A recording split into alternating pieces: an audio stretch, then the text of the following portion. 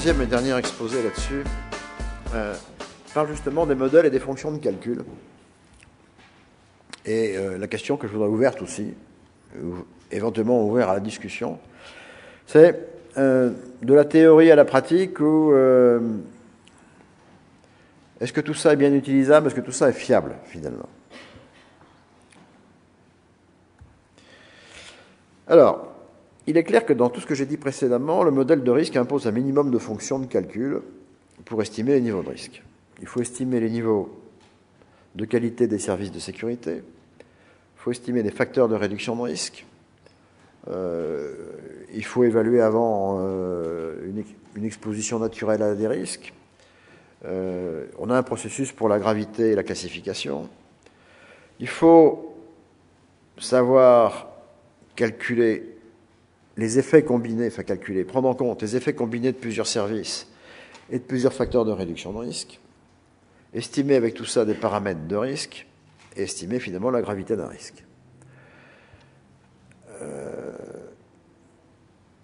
Manifestement, pour tout ça, si on veut un minimum de soutien et de reproductivité dans les résultats, il faut un minimum de fonctions de calcul et un minimum de modèles de calcul et des fonctions de calcul. Alors, ça ouvre la voie, et moi j'admets qu'on en parle, à une critique qui pourrait, est-ce que tout ça ne donne pas une fausse impression de précision? Est-ce que tout ça est fiable finalement? Parce qu'il est bien vrai, et je n'en discuterai même pas, que certains paramètres nécessaires pour les calculs sont des estimations, et ce ne sont pas des mesures scientifiques. Il est vrai aussi que les formules elles-mêmes, elles sont raisonnables, elles sont rationnelles, elles sont sensées, mais elles ne sont pas démontrables. Et voilà, donc, est-ce qu'on peut se fier à ces résultats? Et c'est pour ça que j'ouvre cette discussion, parce qu'au fond, je préfère qu'on l'ait comme ça en face. Bon, il reste que comme tout processus d'analyse, le fait de décomposer un problème complexe en problème plus simple et individuel, ça permet quand même d'avancer et de fixer son raisonnement.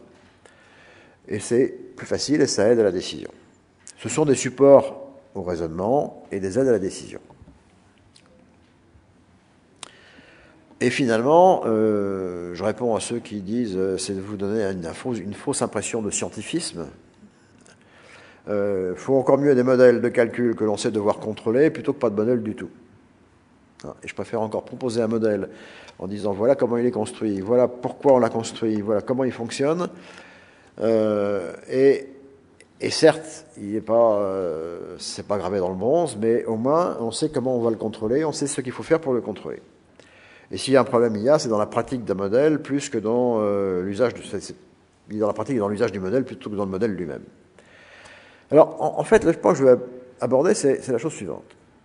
La confiance que j'ai dans ce modèle, parce que finalement c'est ça la question clé, elle repose également sur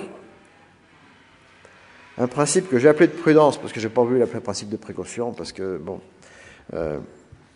fut un temps on l'appelait comme ça, puis là je me suis dit, il faut vraiment que je raye ce vocabulaire, parce qu'il est trop critiqué. Donc un principe de prudence dans la construction de ces bases de connaissances. Et ça me paraît essentiel. Alors, juste quelques aspects, mais qui sont pour nous fondamentaux, qui sont des applications de ce principe de prudence, qui sont, quand on évalue un service de sécurité, de prendre en compte la robustesse et la mise sous contrôle. Alors, c'est des jargons de Méhari, ça. Robustesse, ça veut dire qu'on est sûr que le service, outre sa fonction principale, il n'est pas court-circuité, il n'est pas court-circuitable, on ne peut pas le bypasser, on ne peut pas passer par ailleurs. Et d'autre part, dans le principe de prudence, c'est de mettre dans tous nos questionnaires quelque chose qui nous assure que l'on a la garantie que ce qui est vrai un jour J sera vrai 6 mois plus tard ou 1 an plus tard. Je peux vous garantir que ce principe-là, il pénalise énormément les audits, parce qu'à chaque fois, les diagnostics de sécurité, parce qu'à chaque fois on se pose la question, est-ce qu'on a la garantie que ce qui est vrai un jour le restera demain? Or, pour faire une prévision de risque et pour dire si je mets telle mesure en œuvre, mon risque sera bien réduit, il est clair qu'il me faut absolument une garantie que ce que je fais aujourd'hui sera encore fait demain. C'est le premier point. Le deuxième, c'est quand on prend en compte un service de sécurité, ne le prendre en compte que si et seulement si on est sûr qu'il aura effectivement un effet pour réduire le risque. pas s'il pourra avoir un effet. S'il est mis en œuvre et s'il a cette qualité, il doit avoir cet effet, et que ce n'est pas un aspect subalterne, on ne le prend en compte que si on est sûr qu'il aura effectivement cet effet. Et puis enfin, un certain nombre de grilles de décision qui nous servent dans les calculs, et elles ont toutes été fondées, bâties, construites avec ce principe de prudence. Il vaut mieux surévaluer un risque que le sous-évaluer. En tout cas pour le principe que l'on a de gestion de risque. Bon, il reste que ces automates de calcul. Bon, j'en ai dit presque, je les ai un peu critiqués en disant c'est quand même pas la vérité vraie. C'est quand même essentiel, si ce n'est indispensable, pour plusieurs choses. Un, pour faire une présélection des plans d'action susceptibles de réduire les risques. Et là, je ne suis pas simplement à dire je garantis que ça va réduire le risque, mais je dis moi, si je fais une présélection, si j'ai des automatismes qui mettent en avant que sur telle situation de risque, voilà les actions possibles, voilà les actions qui paraissent plus efficaces, voilà les actions qui permettraient vraisemblablement de réduire les risques, j'avance quand même et j'ai quand même un outil extrêmement précieux. Si je me sers de ces outils, de ces automatismes pour dire, avec vos plans d'action, voilà les risques qui ne seront pas réduits, à peu près à coup sûr. J'ai aussi un outil précieux pour dire, attention, avec mes plans d'action actuels, il me reste des risques qui ne sont pas réduits, qui sont restés dans leur état d'origine et qui sont peut-être inadmissibles. Soit je recommence des plans d'action, soit j'en conviens avec la direction. Je ne sais pas encore ce que j'en fais. Mais je dis, au moins j'ai cette vision de dire, je sais les risques que j'ai laissés de côté et que je n'ai pas réduits. Ces automatismes, ils sont aussi utiles pour simuler les effets des mesures décidées sur les niveaux de risque résiduels. Ça permet de faire des projections et de dire, et là je crois qu'il ne faut pas non plus se leurrer, quand on travaille en entreprise, Marc nous en parlera peut-être tout à l'heure sur son expérience avec ses clients.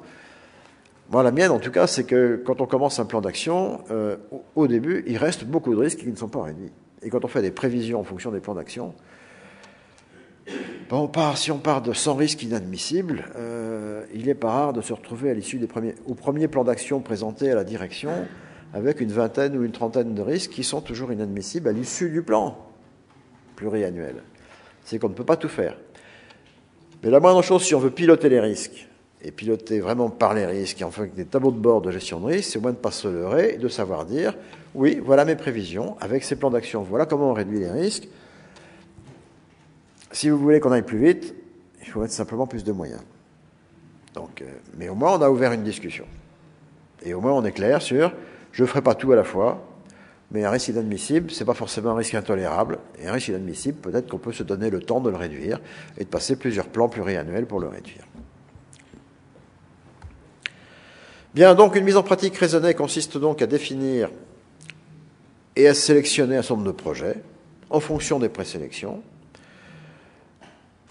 et aussi de simuler l'effet de ces projets dans une vision à moyen ou long terme. Et puis un dernier mot sur mes automatismes. Un contrôle hors automatisme basé sur le modèle général des risques. Pour les risques les plus graves, mais aussi pour les risques non réduits, c'est toujours recommandé. Ça, c'est une constante de Méhari, alors ça depuis l'origine, de dire précisément et d'afficher très clairement dans la documentation. Tous ces modèles et tous ces automatismes, ce n'est pas la vérité absolue.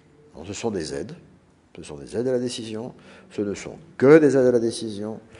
Et un contrôle hors tout de dire comment vous sentez-vous le risque une fois réduit avec ces services de telle qualité, vous reprenez le modèle général, lui qualitatif, celui que j'ai montré tout à l'heure, pour en juger du niveau de risque, ça reste fortement recommandé à chaque fois.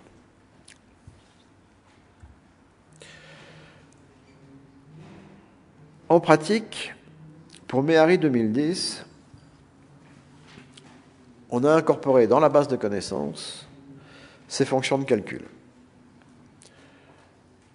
Contrairement donc aux versions précédentes, on trouvera dans la base de connaissances, sous Excel ou sous OpenOffice, de quoi calculer la qualité des services de sécurité en fonction des réponses à l'audit des 10 services de sécurité, de quoi évaluer les scénarios de risque, de quoi évaluer la gravité de ces situations de risque. Et on trouvera des outils pour faire des plans d'action, pour faire des projets de sécurité et évaluer l'effet de ces projets sur les niveaux de risque en fonction du temps et d'en avoir un outil de pilotage. Et je dirais que voilà, à partir de demain ou d'après-demain, la base avec ces outils sera disponible sur le site du CLUSIF. En sachant, je le répète une dernière fois, que ce ne sont que des aides à la décision. Merci de votre attention.